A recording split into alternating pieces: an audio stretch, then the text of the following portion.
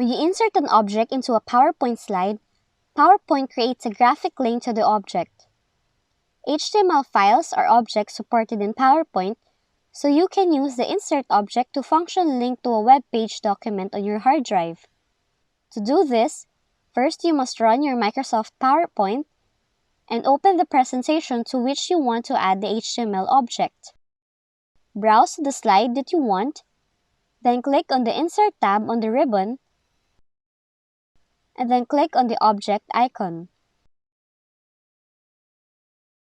Click Create from File, then Browse, and search for the HTML file on your hard drive. Click OK when you have selected the desired HTML file. Check the link box if you do not want the file to be embedded in the PowerPoint document. If you do not want to check this box, the current version of the HTML file will be saved as part of the PowerPoint document. You should not check this box if you're going to show the presentation on another computer. You can also mark the Show as Icon checkbox if you want the slide to display an HTML icon.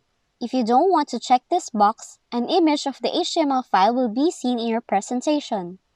In this case, I will put a check mark only on the link box. Click OK to insert the HTML object into your presentation.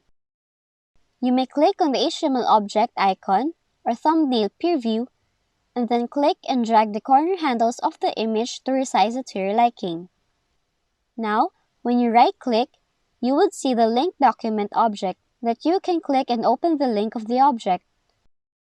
And that's how you import HTML documents in PowerPoint. If you found this video helpful, kindly like and subscribe.